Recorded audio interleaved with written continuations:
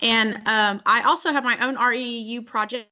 And so Abril had asked me to talk a little bit about communicating science with purpose and how can we do that and communicate your science, whether you're in your internship or you're in your program or you're just looking to graduate and move into your career, how can you continue to communicate your science with purpose? So, well, let's talk a little bit about why science communications, what is science communications, and then we'll do a little bit of an activity at the end just to kind of think through what is your science and what are you trying to communicate. So in 2017, they established a national research agenda for communicating science. And really, this is a pretty young area of study. The acts of communicating science and the things in the science and especially in agriculture started really back with extension when we with the Smith-Lever Act when thinking about communicating with the farmers and the producers across the state. Extension was a big part of that and reaching out to the farmers and bringing that information then back to the university. But science communications as a research discipline is fairly young, actually. And so when we think about this, I really like this definition from the research agenda, talking about how science communication is a complex system that's made up of content, of format, of diverse organizations and individuals, of audiences, of channels, of realities and other sources. There's a lot of things that compete within this larger dynamic of science communications. And so realizing that it doesn't occur in a vacuum, it doesn't occur one thing at a time, but rather there's a lot of complex things that have to happen in order for science communications to happen effectively. It really is critical to this dissemination of evidence-based science and information. So without it, if we think about the very basis of what it is, if we did not have science communications, much of the research and the things in which researchers and organizations do within the lab would never make it to the public if we did not have science communications. So there's been a shift in science communications over time. Scientists need to make decisions about everyday life, and the public needs more than just a top-down approach. And so for many years, science communication was done from a top-down approach. It was done from we are just going to tell the information, we're going to provide the information, and there's not going to be a two-way approach to this. So within the last 30 years or so, there's been efforts to include people's voices and opinions in the process to communicate science. And so really this idea of public engagement emerged. And so it's more about public engagement. How do you engage with the public? How do you hear, listen to the public while also providing information to them that meets their needs? Now more than ever, I would say that science communication is a necessary tool for us as we think about decisions. I think about, you know, every day I'm a mom, and so every day I'm thinking about science-based information that I can use to raise my children, whether that's information related to eating, whether that's information related to antibiotics, or that's information related to vaccines, or that's information related to brain development, or that's information related to educational strategies at home. Whatever that may be, I'm thinking about the science every day, just in how I raise my children. It's not including the science that I think about of how to cook my meats for maximum tenderness. It's not about the science that I'm thinking about how to eat healthy for my own body or exercise or whatever. So every day I'm considering the science that's around me. And I think that as we can tell within the last 5 to 10 years that we've really seen the evidence of this presence of scientists in the news, bringing the information to you by simply turning on the television. I particularly like this definitions of science communication that Burns et al. Provided in 2003. And he says science communication is defined as the use of appropriate skills, media activities, and dialogue to produce one or more of the following personal responses to science or to scientific information. So when we think about these, it's really this A, E, I, O, U, so our vowels. First of all, one of the goals of science communication could be to an awareness, just a consciousness of, hey, this is happening or this is occurring, or here is some information for you to be aware of. We look at this quite a bit in the research that we do specifically with producers. Are they aware of different practices or strategies that they could be using on the farm? And are there ways that we can move then from awareness to adoption? But what we find is a lot of times that they may not be aware of even best practices or ways to implement practices on the farm. Another thing that we're trying to elicit information is enjoyment. So are we providing information to individuals because they enjoy the science? They want to know more about the science that's happening in the lab, or they're curious about different things. And one of the things I like to refer to these 5 as is practically as what is your call to action. And so when I teach my students in ag communications and journalism and they write and they produce content, I think a lot about what is your call to action. And so we look at call to action really through these lens of these 5 things. So awareness, enjoyment, interest. Are you producing this information because someone's interested in it? You know, I think a lot about magazines or magazine type content. Maybe you get it online or in paper, it doesn't matter. But a lot of that is because you're interested, right? You may pick up a wildlife and fisheries magazine. You may pick up the Texas Monthly because you're interested in Texas.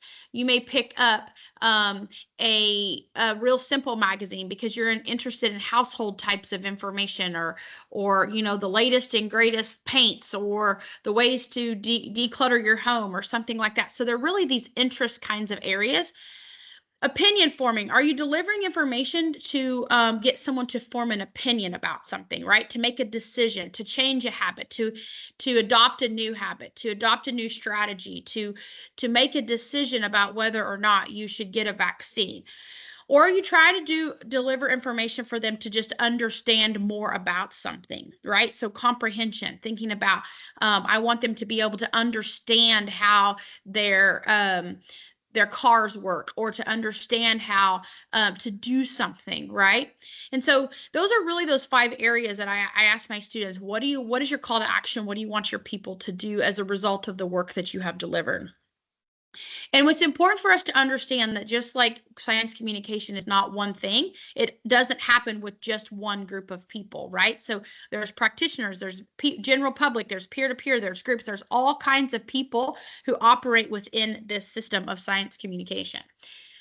So Nancy Baron's Escape from the Ivory Tower book is a really great book. And this model was adapted from that. And then also it was put out by AAAS, which Center for Public Engagement with Science and Technology. But one of the things in which we think about as researchers, we communicate with background, supporting details, and then results and conclusions. So I just think about writing my own manuscripts for publication. You always start with this background, right? And so then what is the background? What is those supporting details? And then you start to provide the results and the conclusions of your own work. What are the results that you found? What are the conclusions that you found? And then how does that work fit into the larger literature base, or the larger field of, or the larger discipline that you are a part of? And how does that contribute long-term to the research that's already being done? But what we often fail to understand is the public wants the bottom line. What is the so what, and how does this affect me? So when we think about writing news articles, which one of the classes I teach at the undergraduate level is media writing and news articles. And when we think about that and writing news articles, we start with the common one sentence it's probably familiar to you, is the lead, the thing that catches your attention on a news article. And really that's the bottom line. We're going to talk a little bit about the things that are in that in a minute, but it's the who, what, when, where, why, and how, right? I tell my students that it's the 5 W's and the H's, and that's the bottom line. From there, then we decide, do we want to engage with that information? So we might read the lead and possibly the nut graph, which is the second sentence, and we're asking ourselves, do we want to engage in that information? And if we want to engage in that information, what do? We continue to read the story. So if you look at the triangles here, we have this researchers start out broad and they get more narrow to what they're talking about, where the public starts out more narrow and then they get more broad. You have to hook them with that first piece of information for them to want to get more information from you. And so thinking about this, we're going to talk a little bit about this in just a minute in terms of what that might look like practically. So engagement, in 2015, we have some research that says really engagement comes down to 6 things. It's simple. right? And so we're not looking at delivering a lot of heavy, dense information. It's simple. It's often unexpected, so it may not be something that you plan for. I remember listening to a speaker just last week talking about like, hey, if a social media post goes bad, so what? Try again next week. Nobody's really going to remember that post, right? So most oftentimes nobody's looking at your engagement more than you are, right? So unexpected, oftentimes we'll post something that you'll see these headlines say, oh, it unexpectedly went viral, or that was unexpected. Most of the time people don't set out to say, I'm going to engage 1 million followers with this, and this is how I'm going to do it. Oftentimes those are the kinds of things that they learn from. It's concrete, right? And so it's absolute. But I also have to think about that so many times as scientists, we like to deal in numbers, we like to deal in statistics, when oftentimes the information is credible, but it has an emotional appeal and a story. So people attach to that information that has a story that's emotional, that they can connect with that information. And I mean, even though I work in statistics all day long, most of the times I don't connect with a statistic, right? I connect with a story. I think about that article I read just the other day on Today, NBC Today, and it was about a young college student who had gotten cancer, and basically her the thing that triggered her was she was having these reoccurring sinus infections, and she kept going to the doctor, and then they finally did blood work. But let me tell you about the piece that connected me to that story. She was a Texas A&M student, right? I had not even heard that story on my own campus, but I read about that story in NBC Today. So what connected me to that story was when I read at the very beginning, close to the beginning, that she was a Texas A&M student. Drew me into that story because that's a close to home. That's an emotional appeal because I have a connection to Texas A&M. And so because of that connection, I read the entire story. I probably wouldn't have read that entire story had it not been for the connection that I had to my university. So when we think about connecting or communicating science, really we have 3 things we need to know. We need to know our audience, we need to know our message, and we need to know our medium. How are we going to get this message out? So I always tell my students, know to whom you write, right? Who is your audience? And we might say, well, the public is my audience, and that's really not true. Yes, there is a general audience that is a general public, but we have to be more specific in who we want to read that information. For example, I am a mom of 2 young boys. So when I think about that, if it's articles or information about raising young girls or things that are specific to young girls, I don't typically read that information because that's not as specific to me as being a mom of boys, right? So we can't just like put people in general categories. We have to be more specific in defining who they are as people, whether that's demographics, psychographics, interests, all of those different kinds of things, because that's what starts to segment those audiences and help us to better target our message. We also have to know what our message is. And so one of the things I like to say is, what's your key message? What are you trying to get people to know and to understand? And then where is that audience at? And that's going to indicate the medium in which you need to disseminate that information. So, if I were to target young people right now in college and high school, I probably wouldn't use a medium such as Facebook. Why? Because most people at that age group are not on Facebook. I probably also wouldn't put it in the newspaper because most of those people aren't reading the newspaper. I probably would go to things like TikTok or Instagram or something that I know that those students are going to be in. When we think about message, we have to think about what's our key message. What do we want people to do? What do we want that lead kind of piece to do? And so I think about, we can sit here and we can think of a lot of different brands that we know and understand their key messages, right? So we think about Just Do It is Nike. We think about Chick-fil-A, right down here. It's Eat More Chicken. It's the cows. So we can label those types of things with what is the message and what is the brand. And so starting to think about what is your key message at this point is very important. So I told you we would come back to the who, what, when, where, why. One of the things I want to think about is specifically when you think about social media and content, your audience is your who. Who do you want to read this information? Your content's what? What is the content that you're going to put out? Where?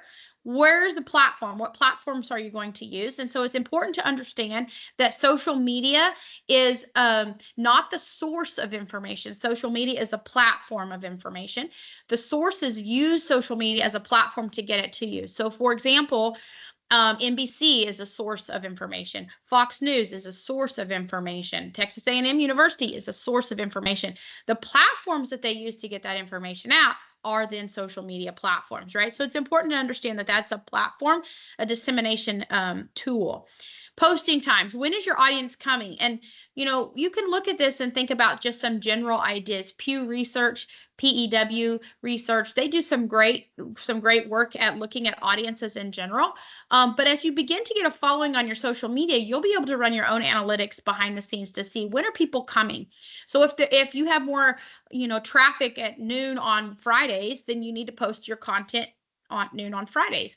If you have more content or focus on noon on Wednesdays, then you probably should post your content noon on Wednesdays. And so you need to be thinking about when are my people coming? But until you have some of that data to do on your own, Pew Research is a great place to kind of get started to see where people naturally navigate toward these social medias or towards your mediums during the week. And then understand why. And this is really, for me, this is kind of your goals, your key message, your why. Why are you doing this? What do you want people to do? Your call to action. If you think about those 5 areas, your call to action, I always ask my students, what do you want people to do as a result of your information? Do you want them to change their decision? Do you just want them to know a little bit about it? So that should be your call to action, right? So for example, I think about, we have this big issue going on here in the community in which I live, and they're trying to build a loop around the city, and it's going to cut through some of the farmland out here by my house. And one of the things that people are posting is, hey, if you needed more information, go here. Or tonight, there's a big meeting about it. Hey, we need everybody to come out tonight because you can have conversations with key people, right? So they're giving people a way to react instead of just putting information out there about, oh, here's more information, here's this information, here's that information. They're saying, hey, if you're passionate about this and you don't want people to take your home through eminent domain, be at this meeting tonight at 7 p.m. Right? So what are your goals? And so I think about that just as a simple case study is, what are their goals? Well, they're trying to get more people out to the meeting tonight to take a stance against, we don't want, you know, this community to be disrupted, because if we disrupt the farmland and the wildlife and people's homes, all of a sudden now we have disrupted community. And so thinking about that, what is the action that you want people to take as the result of your information? So thinking as a science communicator, these are three things I want you just to kind of think about. If we have a little bit of time at the end and somebody wants to share, we will. But some of the questions that you should ask first is, what is your purpose? What are you trying to get to do? And so this asks those 5 things a little bit different ways. Are you trying to engage, educate, or inform your audience? So what do you want? What is the purpose of this communication? How do you want people to respond to you? Then you have to ask yourself, who is your target audience, right? So that's the one thing we talked about earlier. Who am I primarily communicating with and why? And who else will this communication be useful to and used by? So for example, oftentimes we might talk about a primary, a secondary audience, and then we might even say a tertiary audience, or is there an unattended audience, right? So is there someone who we might not be thinking about, but they might be an audience of this particular piece of information? So we're not saying that if it's not in your primary audience or your secondary audience that you cannot communicate beyond that group. What we're saying is you have a main group, and all you're thinking about when you are communicating is that main group. There may be other people who stumble upon your information. There may be other people who find your information interesting, who want to engage with your information, but they're not part of that main group in which you're communicating with. So then we think about message. What is your primary message? What's your key message? What do you want your audience to know, understand, or be aware of, or do? Is it opinion forming? Is it life changing? Is it decision making information? And is that information, what level of information? So for example, you know, if I follow my local news station and they tell me there's an accident on the main highway that I used to come home, most likely I'm going to probably take a different route home, so I don't get stuck in the traffic, right? That's a pretty simple day-to-day decision. That's information I need quickly so that I can get home in a quick amount of time. Now, Other types of information, people might be looking to do their research on changing a particular behavior. So maybe it's that they're thinking, wow, I really do believe I need to eat more vegetables, or I need to eat more fruit. What does that look like to me? And so that's more of a long-term kind of decision that I'm trying to gather all this information to make this decision about what I need to do and to make perhaps change my lifestyle. And then think about what is your responsibility to your audience. And as scientists, I believe that our responsibility is to report the truth and the facts, right? Now, we might do that through a story. We might do that through statistics. We might do that through a forum. We might do that through on social media. We might do that on many different ways. But I believe that the primary responsibility we have to our audience is to present them with scientific information that's based on rigorous, sound scientific methods. So, some attributes of a science communicator. First of all, you can define what science communications means to you and your research. What does it mean to be a science communicator to you and to your research program? We owe it to our audience to listen to them, right? And so listening is one of the key things that we can do to our audience. Is what do they want? What is the information that they want? And oftentimes we're quick to say, oh, well, they don't know what they're talking about, or they don't know this, or they don't know that. And I disagree with that. I think that many of our audience members are very educated people. They know what they want. They want us to deliver the information that they can use to make decisions, right? And so listen to them, because they're often going to tell you what they want, and you're going to be able to then in turn and craft your narrative for that. Consider a diverse but coordinated communication portfolio. So think about this from multiple perspectives. How am I going to get this information out to these individuals, to the members of my audience? Right, there's many ways that you can do that, and I would tell you don't tap into all those ways, because you'll get exhausting. But at the same time, do more than one or two.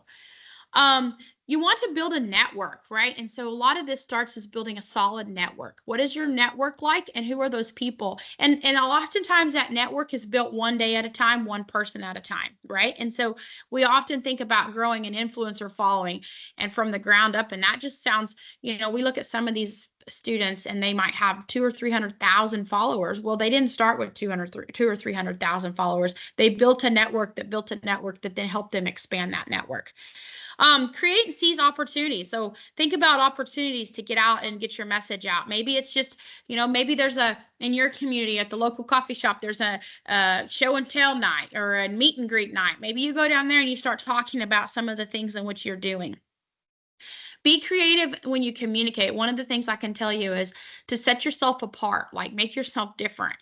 What can you offer that nobody else can? Or what do your graphics do for people that other graphics may not do, right? And so just think about, what is that piece that kind of sets you apart? How can you be creative? What I also want you to think about is there's science communication, which is the practice of, and then there's the science of science communication, right? And so in this, there's what I want you to understand here is there's the science of science communication is the research behind what we do. The science communication is the practice of communicating science. And so one of the things I want you to think about here is focus on the science of science communication. It is your job to communicate the science. Be an honest broker of information, right? And so be honest, as we talked about earlier. This is understand the science of science communication, which I just talked about, is understanding the research behind why we do what we do. We don't just throw things on Facebook or throw things on Twitter or throw things on the internet because it's a cool thing to do today. There's science behind what we do. Think like an entrepreneur. So think like a business person. Think like someone who is building a business here. Don't let your colleagues stop you. And so I just say that to say that, like, some people might say, well, that's a really dumb idea. You shouldn't do that. Well, keep doing that, because oftentimes this is where you give yourself an edge, which leads right into number 12, which says to integrate science communication into your research program. So it's really important as you think about how can you tell the story of your science or your lab to other people. And again, it may just start as a grassroots thing, but it can grow into much bigger. Recognize how science communication enhances your science. So this is kind of one of those types of things to where if you're putting your articles out through your LinkedIn or through your other sources of dissemination, then people are going to read your work. Then ultimately that could increase your citations. It's important when you're writing grants to allow money for science communication, whether that be for public formal science publications or other type of publications. You want to be able to strive for a place where people can also communicate with you and not just from like get my information from you, but they can also communicate with you, and then allow yourself that opportunity to reflect and evaluate whether you were successful in your communication.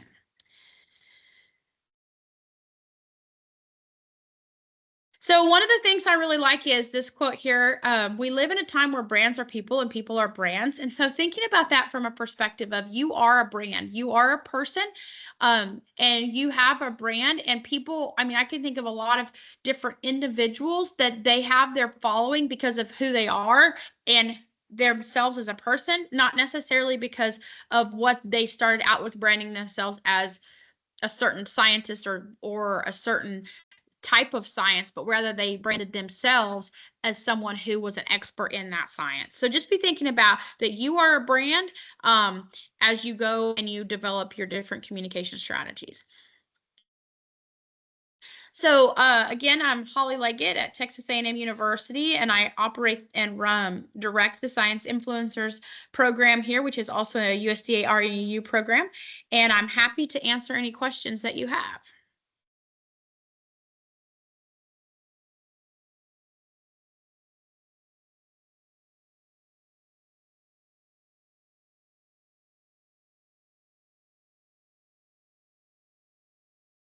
No questions. Let's see, I'm looking at the chat maybe.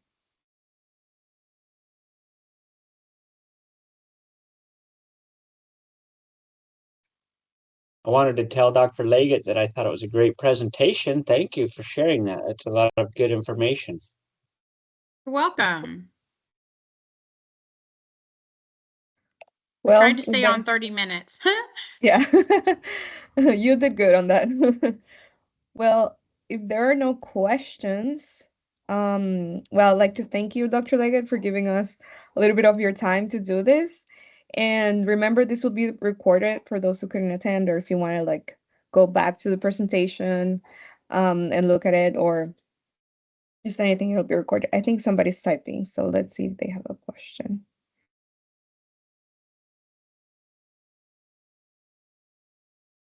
Oh, no, no questions. Oh, there it is.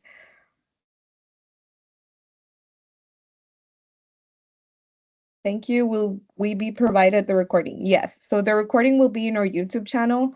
If you follow us on social media or look at our website, it'll be there as well. But I can also email the recording, but I would prefer for you to look at it on the YouTube channel.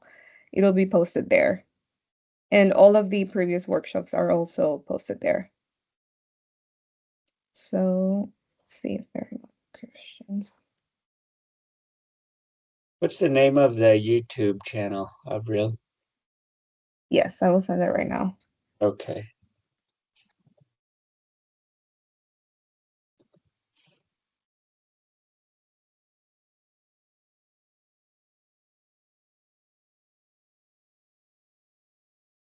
Okay.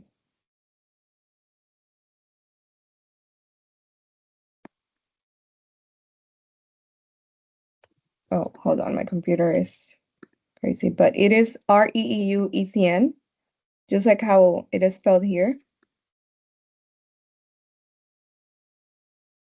Okay. Yes, but I can send all of these links to you. I have all of your emails, so I can send all of your links to you so you can refer to it. Thank you so much, Dr. Leggett, for your time, and hope you have a wonderful rest of your week. Thank you. Thank Bye-bye. you. Thanks, Dr. Leggett. Bye-bye. Thanks, Avril. Thank you.